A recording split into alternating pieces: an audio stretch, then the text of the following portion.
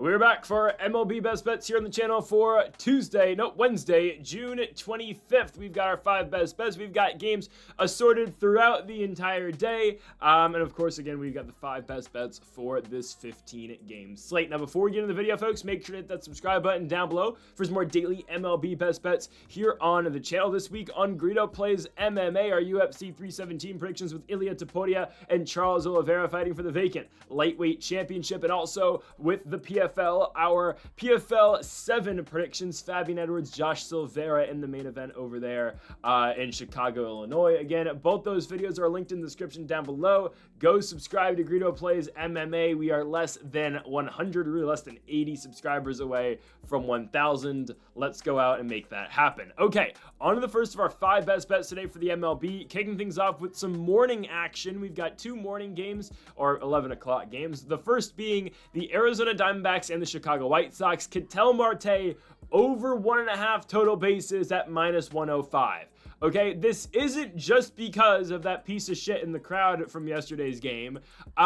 Ketel Marte, and I don't really know if anyone's talking about this, just because the D-backs are sucking, and that's really the narrative around Arizona right now. I know they've won back-to-back, and they won in Colorado. Regardless, though, they're not where they're supposed to be right now.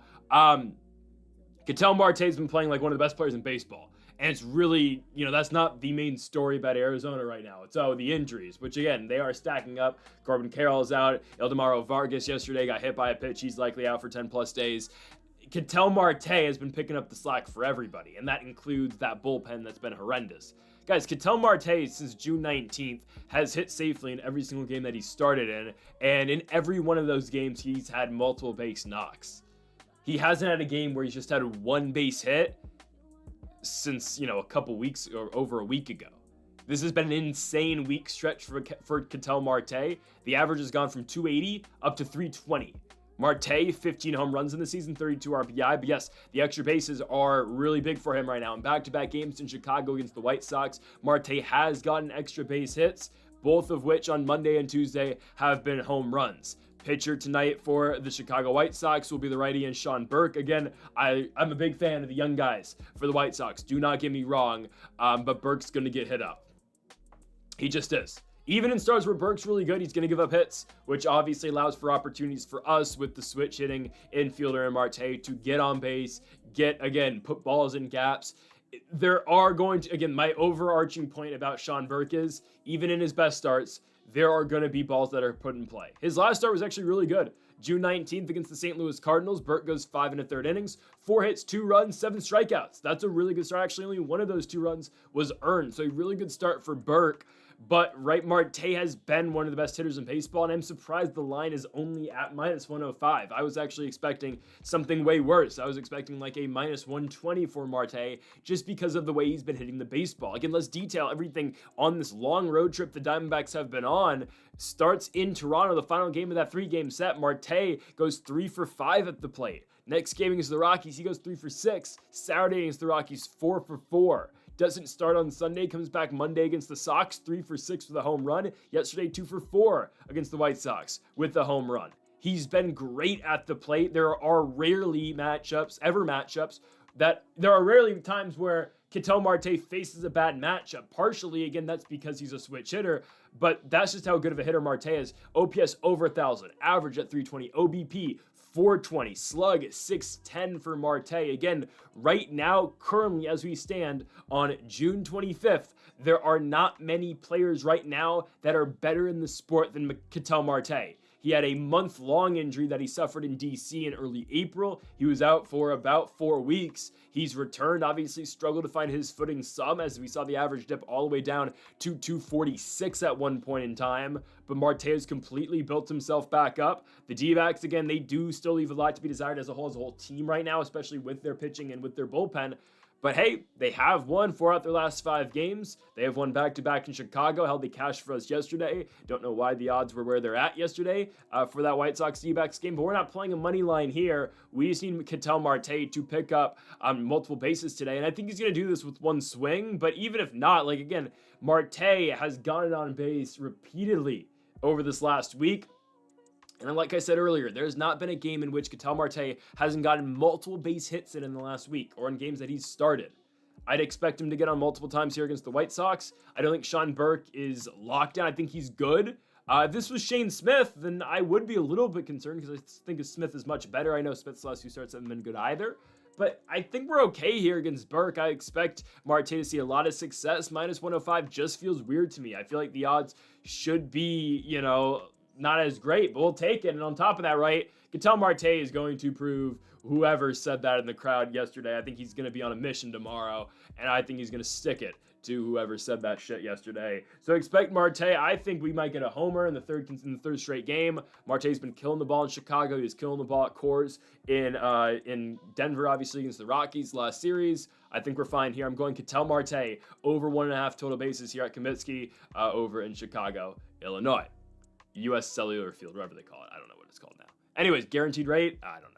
Our second best bet of the video is our first money line of the day. We've got the Pittsburgh Pirates to beat the Milwaukee Brewers. This line has actually shifted a little bit since I originally made the graphic, originally minus 120 for the Pirates. That line is now at minus 115 for the Pittsburgh Pirates instead of minus 120. I'm still playing it. I don't care. The Brewers are playing really good baseball right now. They've won 4 out of their last 5 games, 5 of their last 6, excuse me. They have arguably, he's only made 2 pro starts, but Jacob might be their best starting pitcher right now. I know Freddie Peralta obviously still plays on this team, but man, Jacob Mizorowski has been insane for this team.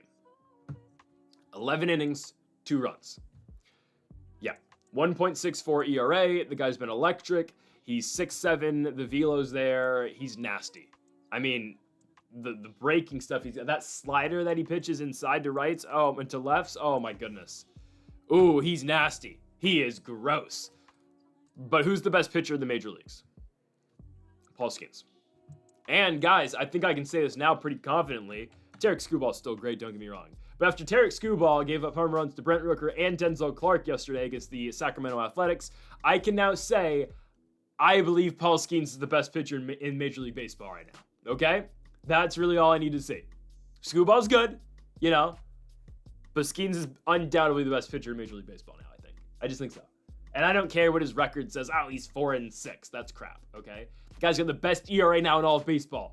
1.85. He has the 10th most strikeouts in all of baseball. And obviously, that is only going to go up after today's start. God, Mackenzie Gore's not going to retake Garrett Crochet ever for that, is he not? Damn it. Anyways, right? Paul Skeens is that good. There's still a debate in the American League. Is the Cy Young Tarek Skubal? Is it Garrett Crochet? There is no debate in the National League. It's Paul Skeens. Who's next? Logan Webb? Zach Wheeler? Andrew Abbott? Yamamoto? Mackenzie Gore? Again, great pitchers. Skeens is the guy. So what we did at the beginning of the season, and there's a difference now. What we did at the beginning of the season with Paul Skeens was, I've always said Paul Skeens, I think, is a top 5 pitcher in the game. I think he's a top 3 pitcher in the game. I think it's pretty clear, by the way, I've said this before, who the top 3 pitchers in Major League Baseball are. It's Tarek Skubal, it's Garrett Crochet, Paul Skeens. 4 through 10 is debatable. I personally will still put Mackenzie Gore in the top 10, top 5, but that's neither here or there. I always have, said Skeens is great. The reason why we faded Paul Skeens and the Pirates so much at the beginning of the season was I thought the Pirates were horrible, and I thought their bats were horrible, which they still are, but they're better now. So it didn't matter if Skeens was on the mound, they weren't going to score. It's a little different. They score when Skeens is pitching now. They do. Last 3 games Skeens has pitched, Pirates have won. Against the Phillies, they won 2-1. Skeens gives up 1 run. 0 earned. 0 earned runs. Against the Cubs, 5 innings Skeens goes, 0 runs. They win 2-1 in extra innings. Last game at Comerica in Detroit, Skeens goes 6 innings, gives up 2 runs. His team wins in extras 8-4. The Pirates have won 5 of the last 6 games that Skeens has pitched in. The one game they lost, he gave up 1 run in 8 innings, and his team lost 3-0. You don't bet against this guy now. I don't care. You don't bet against this guy. Pittsburgh, I don't know if they're gonna score off of Mizorowski.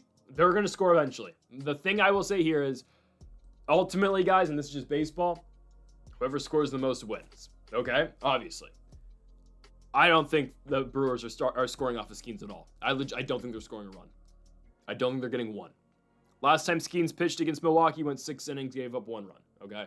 I don't think they're scoring at all. I get it. The Brewers' bats have been very good recently. They had that really good series against the Minnesota Twins. Yesterday they scored 9 off of the Pirates and 7 especially off the lefty and Andrew Heaney. That's great.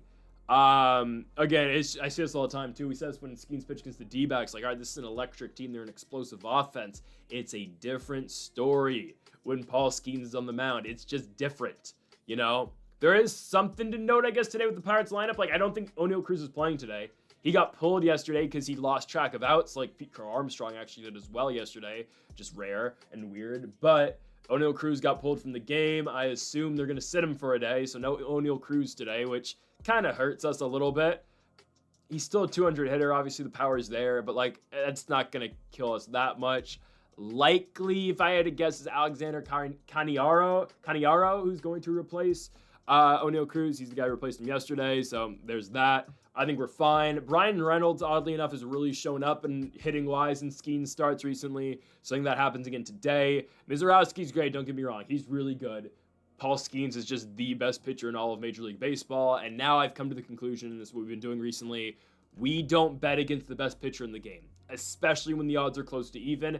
The beginning of the season was the flip side of that, because yes, Skeens was great. The offense just wasn't scoring for him. Now they score for the guy. We don't bet against Paul Skeens. Give me Paul Skeens and the Pirates, minus 115, minus 120, whatever you get it at. I'm taking the Pirates to win the game here at American Family Field. It's still Miller Park to me, damn it, over in Milwaukee, Wisconsin against the Brewers. Our third best bet of the video is the Washington Nationals best bet of the day. Nationals money line plus 125. Okay, so we laid off Nationals money line yesterday, only for James Wood to not really do anything hits-wise for the Nats. Still drove in 2 of the 3 runs, and I'll get to that in a little bit. Nats yesterday, again, I'll break that down in a second. Today, Nats money line is the play. Guys, the Nationals eventually have to win with their best pitcher on the mound. They've lost their last 3 games that Mackenzie Gore has pitched, and with the exception of the Dodgers game, he's pitched very well. This is a guy who's 3rd in the MLB in all of strikeouts. He's going to be 2. He's going to surpass Scuball. He probably won't surpass Crochet, unless he has 12 strikeouts today, which I hope he does, but probably not. The bottom of the San Diego lineup's pretty bad. But, not against Trevor Williams. Anyways, they got to win a start with Gore eventually. They lost the Mets, Marlins, and Dodgers 3 in a row with Gore on the mound. The last time Gore won was on June 4th against the Cubs, where he went 7 innings, 3 hits, and 0 runs. The strikeouts have been down for Gore. I'm just going to say that, obviously. I mean, this is a guy at one point in time for a long part of the season led the major leagues in strikeouts. Right now, he doesn't. Again, behind Scuball and Crochet, he will easily pass Scuball. He's not going to pass Crochet. But I look at Gore on the mound. I'm like, all right, I think we're fine. Revenge game in San Diego. He should be nails today. Pivetta, guys, Nick Pivetta has not been good. In the month of June, he's had a 6.23 ERA. I get it. The teams he's faced, San Francisco, Los Angeles, Arizona, Kansas City. Okay, well, James Wood and TJ Abrams play for the Washington Nationals, okay? And Luis Garcia some nights shows up. Some nights. You know? I'm fine with this. I think the Nats are going to score against Pivetta. This is for the series, obviously. Nats win on Monday. Padres win on Tuesday. I actually think the Nats get it today. Guys, Pivetta has not been good recently. He hasn't.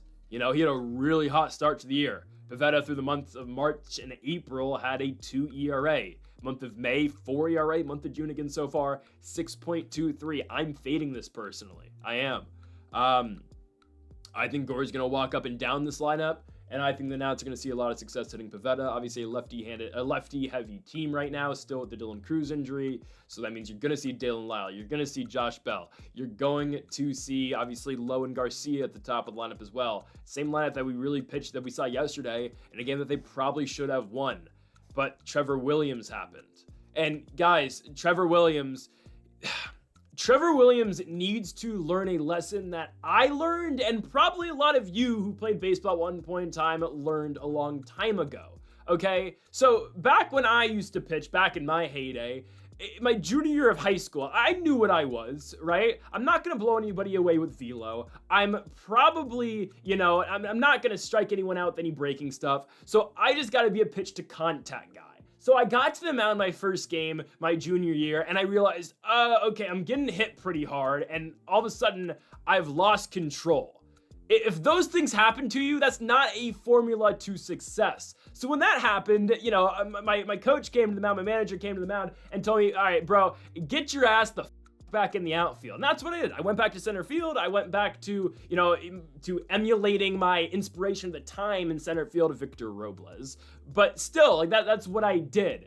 That's what Trevor Williams needs to learn. All right, if you can't throw the ball over the plate and you're not going to blow anybody away because you have low velo, it's over. Again, when I was 16 years old as a junior in high school, that's when I learned that lesson. I was like, I'm an outfielder now. That's all I'm going to do. I'm just a high school version of Victor Robles. Great. With less power. Like, that's what I learned back then. Trevor Williams needs to learn, all right, well, you're not a major league pitcher anymore. Because, guys, you can't give up home runs to Martin Maldonado in the big 2025. You can't do it. You can't do it. On a pitch, by the way, that was center right down the cock. What are we doing? What are we doing? And then the fact of the matter that Trevor Williams comes back out in the 6th inning. By the way, his pitch count's not even high. It's like 50. He comes out and throws 8 straight walks to ruin the 6th. Nationals end up giving up 1 run. They lose 4-3. It was a 3-3 game when Williams came back out for the 6th. Walks 2 guys in a row. We lose the game 4-3. I'm not even gonna put this one on Davey. Not even gonna do it. Nope. What's he supposed to do? Your starting pitcher's throwing 50 pitches. Yeah, you gotta throw him back out there. He all of a sudden walks 2 guys in a row and throws 8 consecutive balls. Way to go. I can't put up with Trevor Williams pitching anymore. So, today, Mackenzie Gore is pitching. All right, we have a competent pitcher. The problem with Mackenzie Gore is he is in Paul Skeens territory, or old Paul Skeens territory. Fact of the matter is Mackenzie Gore is an elite pitcher in baseball. He's going to be an all-star this season, I would hope. Yeah, he better, Him and Abrams better join would. I think Abrams will. I hope Gore does. He just doesn't get run support. I will say, yes, that Dodgers start wasn't very good. I watched that one in person. I think he's fine here. I think he is. I look at this Padres lineup. The bottom of the order is so bad. Yeah, 1 through 4, they're great. I'm not gonna lie to you, right? They batted yesterday. Tatis. They went Tatis, Merrill, Machado, Arise. Yeah, those 4 are excellent. But beyond that, I don't care. No, Gavin Sheets, no. Lefty. That's a Gore matchup. Bogarts had his Linsanity week. That's done. And then what? Iglesias. Iglesias, maybe not Crone. It'd probably be what? Tyler Wade. Iglesias, Tyler Wade, and Elias Diaz / Martin Maldonado are not getting me here. I'm taking Mackenzie Gore plus 125 on the money line. Sorry, well, Nationals, obviously, that means Mackenzie Gore and James Wood and CJ Abrams. It's just the Juan Soto trade. That's our entire team, guys. That's our entire baseball team. Nats plus 125 on the road. 4th best bet of the video. I hate doing this so much, but I have to do it, guys. There aren't many players more that I love than not Mackenzie. Well, I do love Mackenzie Gore. Max Scherzer. There are very few players I love more than Max Scherzer, okay? I don't even know if you can see it right now on my camera. You probably can. Right? There. There. That's Max Scherzer, okay? If you didn't notice, yeah, like these were put up on my wall when I was fairly young. But there's Max Scherzer, okay? He's right there. There are very few players in the sport of baseball I like more than Max Scherzer. I actually don't know if there are that many when I think about it. Like, my all-time favorite players, legitimately, I don't know if there is one over Max Scherzer. There's just not, I respect everything he's done. He's going to go into Cooperstown with a Washington Nationals curly W, on his hat, or on his head, obviously. It's going to be great. I have to pick against Max Scherzer today, guys. I have to. Here's the thing. Max Scherzer, God bless him, man. I don't know why he's still pitching. And every quote that we have gotten from Max Scherzer this year, it hasn't been inspiring yet. The quote in spring training from Scherzer was, every time he said himself, every time I throw a baseball, and I'm paraphrasing this obviously, but every time I throw a baseball, something hurts. It's not a good thing. It's not a good thing. Now, and I thought to myself, why is Max Scherzer still doing this? This doesn't make sense. And then I realized, how much money the Toronto Blue Jays gave him this offseason. They gave him $15.5 million. If everything hurt in my body, but I was still getting paid $15.5 million to throw a baseball, I'd probably just do it too. I'm like, what is Scherzer chasing? I mean, the 300 wins, I guess. But was that what he's chasing? There's something he's chasing still. Obviously, he's got the strikeouts. I think it's the 300 wins, right? I think. There's something he's chasing, right?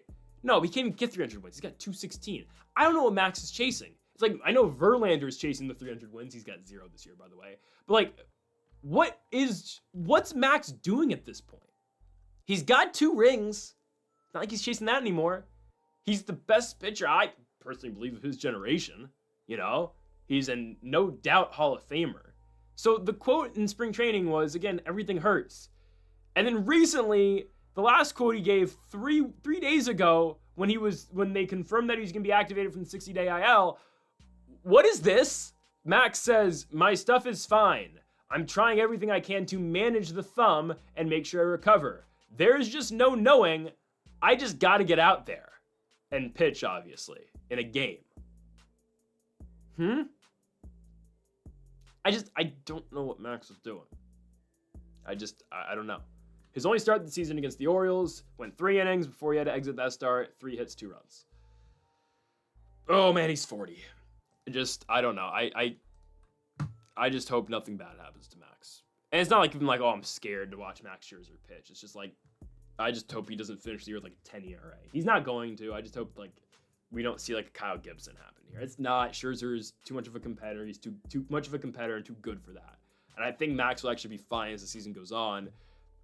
I don't like Scherzer in his first start back though. I really don't, because I don't think Max is going more than like 3 and 4 innings.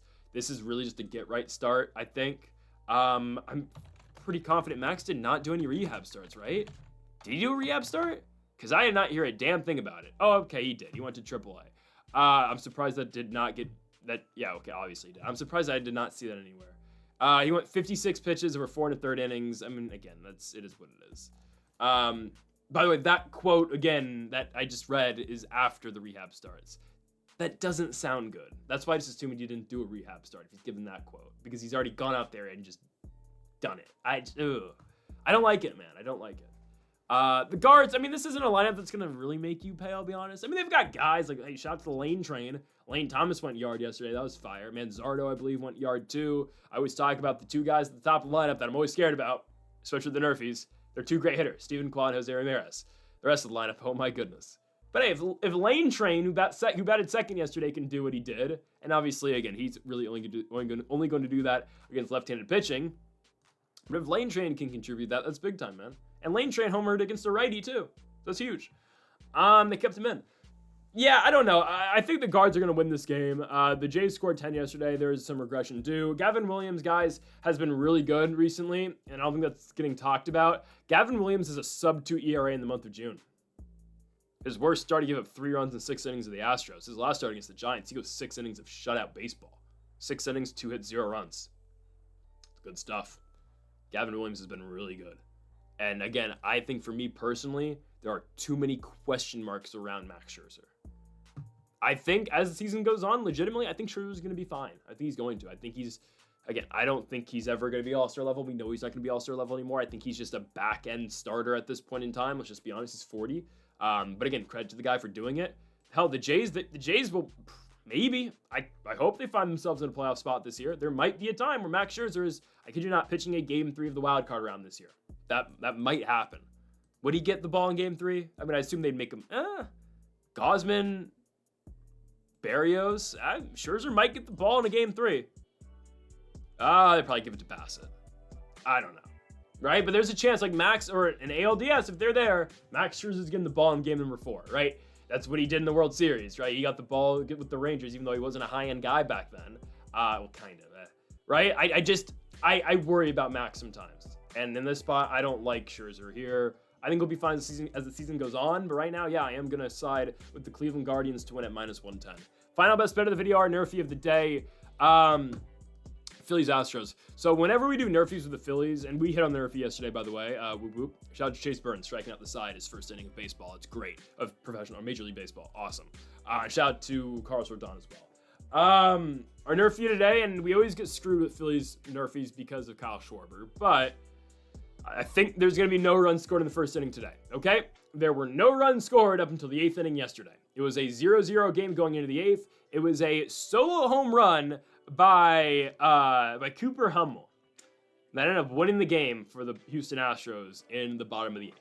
So yesterday, the Nerfy obviously hit. Ranger Suarez and Framber Valdez were pitching. That's a really good pitching matchup, obviously. And if you were, to guess a score, 1-0 is kind of one that you would expect with Ranger Suarez and Framber Valdez. Today, obviously, the pitching matchup not as great. No Hunter Brown, so that's why it could actually be better if it was Wheeler Hunter Brown. Instead, it is Zach Wheeler versus Colton Gordon. Colton Gordon is the toughest part of this bet, okay? Zach Wheeler is getting us 3 outs. All right, the thing that's hurt Wheeler recently is not the fact that he's been bad. He's been good. It's just that he hasn't gotten deep into starts recently. Like that start against the Mets, he went 5 innings. Sure, his team was up by a ton, but he hasn't gotten out the 6th inning much recently, which is fine. It's just, again, that's why I guess, he's not high on the Cy Young race.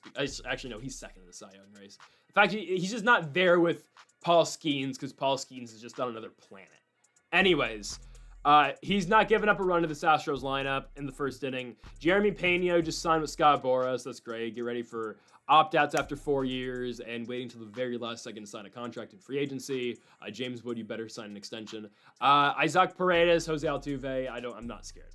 I'm really not. Zach Wheeler will get us the 3 outs. On the flip side, I am scared with the Phillies. I'm not going to lie to you. Okay? But, again, the thing I always say about NRFIs, right? All right. Zach Wheeler, and this is why I love doing NRFIs with an ace, okay? Zach Wheeler is getting 3 outs in the bottom half of the 1st. We are playing minus 135, essentially, because that's a done deal. We're playing minus 135 for the lefty and Colton Gordon to go out there and get us 3 outs. Now, that doesn't solve our Kyle Schwarber problem just because Gordon's a lefty. Like, Schwarber hits lefties just as well as he does righties. We need him to trade Turner because obviously it all starts with Turner. Because, yeah, Schwarber's going to take you a yard, but you got to keep Turner off the base pass as well, okay? I think Gordon can get those outs. Trey's batting 300. Schwarb's batting 247 right now. Alec Boehm, who does destroy left-handed pitching, and Nick Castellanos, who does destroy left-handed pitching, are batting 3 and 4. That's why it's so important we get to those guys with 2 outs. Because, all right, Boehm, he might take a yard, but he'll probably just hit a double off the wall. And then Nick Castellanos, if we get to that point, we get to that point, right? A deep fly into left field. I think we're okay. I really think we are. I think Colton Gordon is able to get us the 3 outs. And again, I will always break this down to the fact where I think Zach Wheeler is going to get Pena. I think he's going to get Isaac Paredes. I think he's going to get Jose Altuve. I see Colton Gordon to come through for us as well, and I think he's going to. Again, yesterday, it was a 1-0 final score. There was not a singular run scored until the bottom half of the 8th inning. I don't think we're going to get a run in the 1st inning of this game either. So give me Colton Gordon and give me Zach Wheeler here with this Phillies-Astros game to just go out there and get 6 outs here at Minute Maid Park in Houston, Texas. Again, the NRFI between Wheeler and Gordon. Minus 135 on the odds as well. So, folks, thank you all for watching our MLB Best Bets here for June 25th. If you haven't yet, though, make sure to hit that subscribe button down below for more. Make sure to leave a like if you did enjoy the video. Make sure to comment if you do disagree with any of the picks. Folks, thank you all for watching, and Mamba forever.